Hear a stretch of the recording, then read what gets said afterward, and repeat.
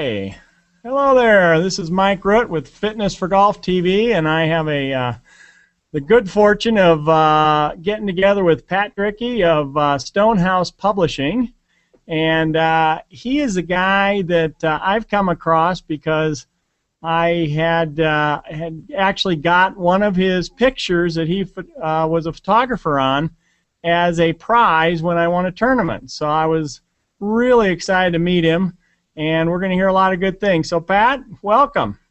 Well, I'm glad to be here, Mike. Glad to have this invitation and this opportunity to talk a little bit about the love of my life, which has been photographing golf courses all over the world for the last 15 years. Glad that you were introduced to Stonehouse in that way, because we do a lot of those kinds of event things that are all customized to each event, but it's a great introduction, and I'm hoping that you had the good sense to acquire additional images for the golf courses where you've traveled or visited. Well, I actually I did. I got one when I had my big accomplishment of a hole-in-one. I made sure I got that one. So I have two now, and there's a third one that's on my list for Christmas this year. So I've given whatever hints I can. Just to clarify there, two hole-in-ones or two? No, just one hole-in-one, but I have two of your pictures. So you're way ahead of me.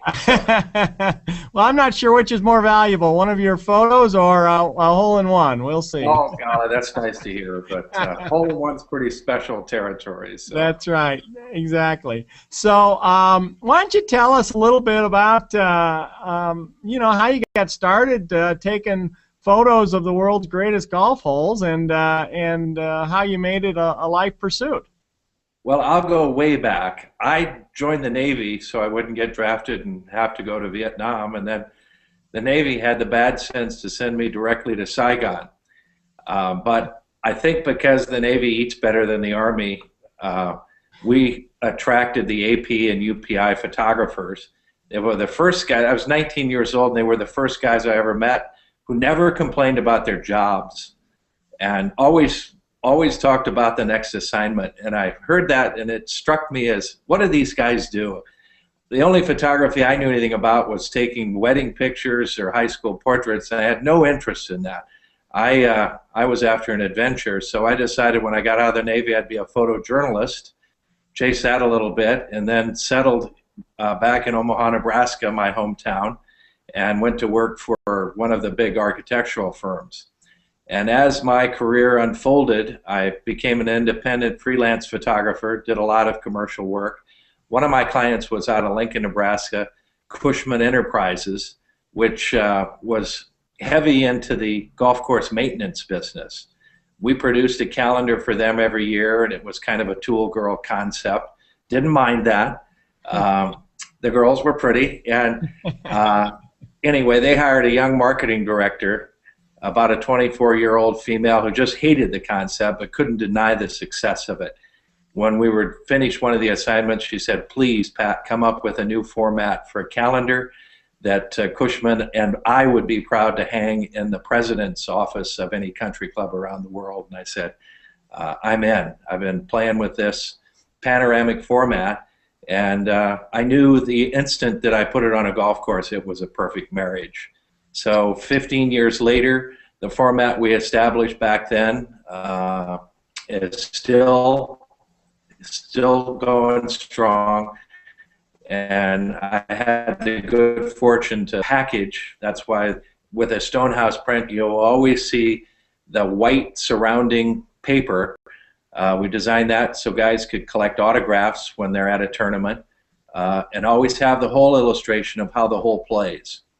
And I can't tell you the number of times I've had guys walk up to me at an event who didn't know each other from Adam, but would stand there and look at that little 3-inch long hole illustration and talk about where they teed off and what sand trap they hit or how they missed this.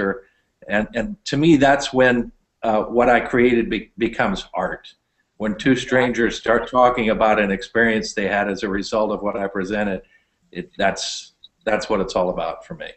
Well, and obviously, with my home base being here in Omaha as well, and my home course being Omaha Country Club, which will host the Senior Open next year for 2013, which we're real excited about.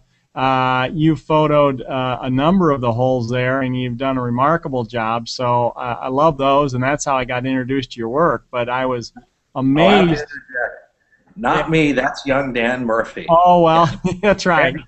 Dan, come poke your head in here and chat about that a bit, because it's one of the lucky finds of my life, is finding a young photographer who has the talent to see something.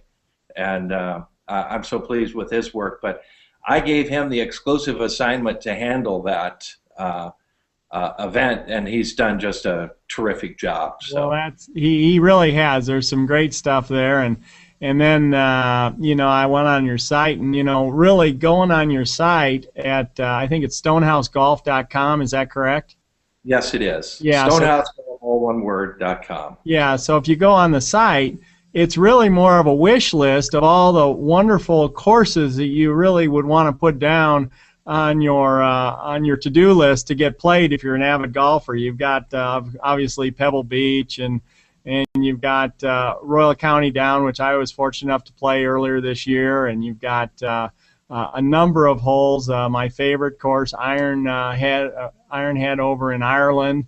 Just some beautiful places that you have had remarkable images of. So I've been lucky.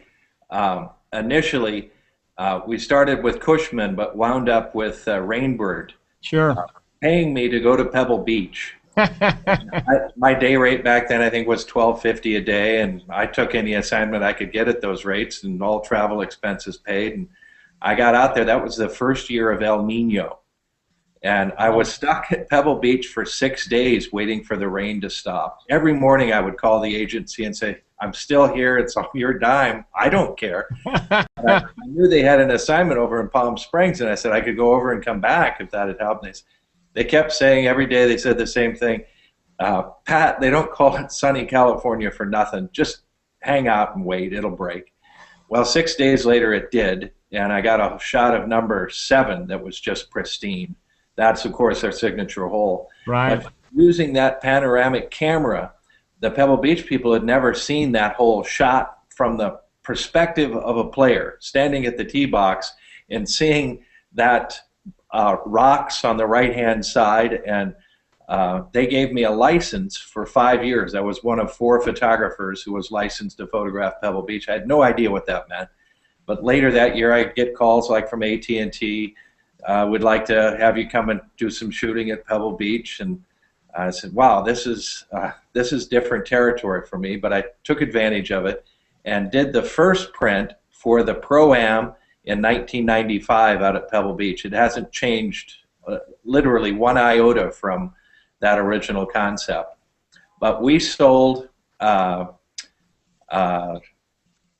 little over 600 prints by Wednesday out there, and they called Wednesday evening. They said, "Can you overnight another 500 prints?" I said, "There's no way. There's no way I could do that."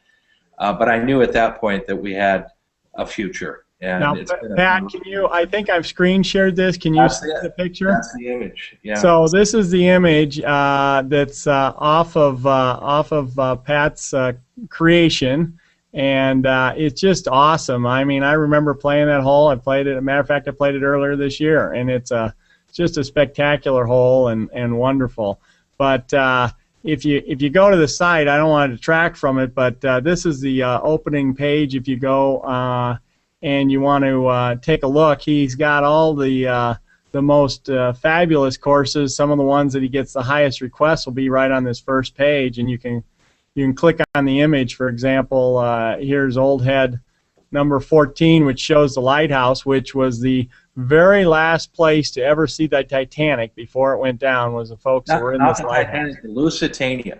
Lusitania, excuse me. Lusitania. Yeah. Yeah. And it is it's a fabulous shot, and a beautiful course if you ever get over to Ireland. Now, did you make all the trips over to the overseas? You've made all of the pictures? I have, yeah. The first time I went to Royal County Down, actually I flew into Dublin and then drove up, and was at that point you still had to go through the military checkpoints, and they ran mirrors under your car. That was my first experience, well, outside of Saigon, of course, dealing with terrorism. And I mean, stop you in the middle of the road with a barbed wire roadblock, and it's like, wow, people actually live like this. Amazing to me. But so just while I'm here, for anybody that's on the call, this is the beauty of the. So here's Royal County Down number 9 that he was speaking about, and as you can see, they put them in beautiful frames, and there's anywhere from looks like 15 by 9, 12 by 21 by 12, 27 by 15, 47 by 25. Click on that grand edition and see. You'll be able to see some of the details of how we do the illustration, stuff like that. So yeah, it's very nice, and once again, and then he's got a limited edition also, which is truly limited in the number of framed photography. But it's beautiful stuff, and so anyway, we'll come back to that. But I just wanted to, it reminded me, as long as you were on the deal, that I should probably at least show you. Show everybody what we were talking about, because there's great photography there. So tell me, what's of all the ones, and I know you aren't a huge golfer, but of all the sites and different experiences you've had as you've done this, what's one of your most memorable experiences? Oh gosh, any and all of the travel events overseas. That's such an experience, because I didn't get over there. My daughter, the first year out of college, for a graduation present, she wanted to go to France, so we sent her to France. My experience was to get sent to Vietnam. So for me to get an assignment and go to the United Kingdom was just fantastic, and fell in love with it and made a lot of good friends over there. This is an amazing thing about golf to me. It's such a small community, and the friends I made at Pebble Beach. Mark Mashad went on to become the golf superintendent at Shinnecock. Oh, yeah. Steve Hayes and I, a good friend of yours I know, had a chance to go back and play with Mark, and then he left us after, I think, the first 9 holes, and left us to play the rest of the day by ourselves. These are the things that just amaze me. I talked to good friends whose goal in their life is to golf all 100, or the top 100 courses. My goal is to photograph the top 100 courses. How many of those do you have? I think we're up to, in the world, I think we're up in the 70s. So really? I've got a ways to go, but that's my focus for the future. Some of the championship events, I'm the official guy for the PGA Championship and the Ryder Cup. I also do a lot of work with the USGA for their events, like the Women's Open, the Senior Men's Open, Senior PGA, all of those things I'll still have a hand in. But, that's great. That's super.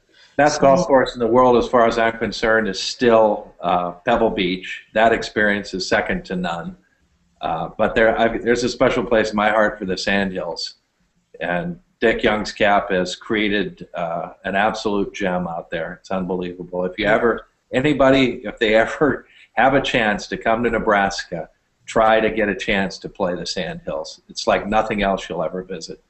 Well, and it's a course that's so isolated from most of humanity, and to be in the top 10 in the world, it must speak volumes for how wonderful it is. When I first went out there, of course, you get no cell phone coverage or anything out there, and so you think you've landed on the moon as you're driving up there, because there's hardly anything to be found for 30 miles around there, and it's quite spectacular. I agree. Great place. Yeah. So, anything? Is there any anecdote, any fun story, or anything you want to share with anybody as far as just one of your trips, either overseas or domestically? The thing that I enjoy the most about the travel, especially over to Ireland, Scotland, England, I always stay at a bed and breakfast. And when you travel from St. Andrews to Carnoustie, you go through a town called Dundee. And of course, I grew up in Dundee, was kind of home for me, and my home is now in Dundee still. So when I typically photograph at dawn and dusk, and midday I have nothing to do, maybe play around to golf, but more often than not, I'll go to an antique store. And I was looking for anything, a fire department symbol, a street sign, anything to get something that had the word Dundee on it, just for an antique gift. And as I'm eating breakfast at my bed and breakfast in the morning, I notice they have a jar of marmalade, and it's Dundee marmalade. Oh, I'll be darned. I came home and I mentioned it to the guys at Woolner, and they now carry Dundee marmalade, which goes back in history to a time when the Spanish were trying to blockade. The Spaniards and the English apparently spent many years at odds with each other, and they confiscated this ship, and it was full of Valencia oranges, and they pulled it into the harbor at Dundee, and they didn't know what to do with it because they knew, if they let it sit long enough, it would spoil, and they came up with a recipe that made the prize-winning Dundee marmalade that year. So that to me is just one of the things that you get a flavor of how other people live when you stay with them in a bed and breakfast situation. So well, and you wonder, because Woolner's now, as a local kind of really they really cater to their customer and everything, and the fact that the marmalade would find its way from Dundee overseas to Dundee in Nebraska, Omaha, Nebraska, because of you is it really means we're a global world here. So hey, I want to take just a minute, if we could. There's something you're really pretty excited about, and rightly so. Let me see if I can find it, and that is the you've got this new thing, and I'm not saying who on my list is going to get it, but as you know, I've ordered a couple of these here recently, and this is this desk caddy and humidor. And I think this is the coolest thing for a Christmas gift or Father's Day or any kind of event. But if you look at this, is my screen showing there, Pat? it is, and I think if you pull down, you'll see how the desk caddy and then the humidor below, they're basically identical products, except the humidor is lined with cedar and adjustable for if you smoke a blunt or a long cigar. So holds 21 cigars and can be customized with any image from the collection for the lid.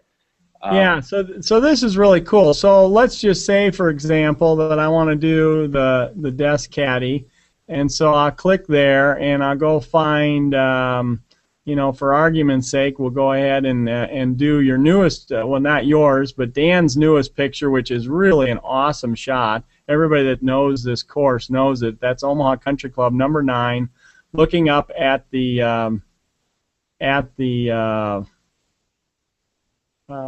clubhouse up there. And so then you just do that, and you say desk caddy or humidor. So let's say we're going to order the desk caddy. You'll add it to the cart. Now, anybody that was wanting to purchase this, they have given us a special code, and if you write down this stone fit, you will actually end up getting a discount of 10% off the order, thanks to just for being on this call. So write in Stone Fit, obviously Stonehouse Publishing and Fitness for Golf, so Stone Fit, and it's been applied to the order, and you'll get 10% off. But you can do that with the calendars or any of the pictures or whatever, and the photos. So there's some really cool stuff here. But just wanted to say you've had really great success, as I understand, with the various different things like that, right? Oh, it's been a terrific discovery, because in 2008 the golf economy just collapsed, and the engine that was driving the train for Stonehouse was our framed club edition size for a member guest event. And the next year, literally, the budget for those orders got cut in half, and I was scrambling to figure out what can I do. And always knew there was a bit of a resistance too for the golf pros to select artwork for a member guest event. How do you give somebody a print to hang on their wall? You don't know what their room looks like at home. But the desk caddy took artwork off the wall, put it on the desk, or the den where you can store all of the devices that you need to turn on your televisions today, the remote controls, and it's been an absolute home run. So. Yeah. Well, and you're, you know, just I would invite anybody who's on this call or comes across a video afterwards. What's really interesting about this is the primary place where Pat's able to sell his work is in the clubhouses. So if you went to Pebble Beach or someplace like that, and he's made kind of a special opportunity for anybody that is part of this membership to not only have access to the entire library, so you don't have to actually do it while you're on the site, but also he's making a special discount available of an extra 10% for our members. So, you know, I'd encourage you all to check out stonehousegolf.com and use the, if you find something you like, use the code STONEFIT, STONEFIT, and you will get a special discount.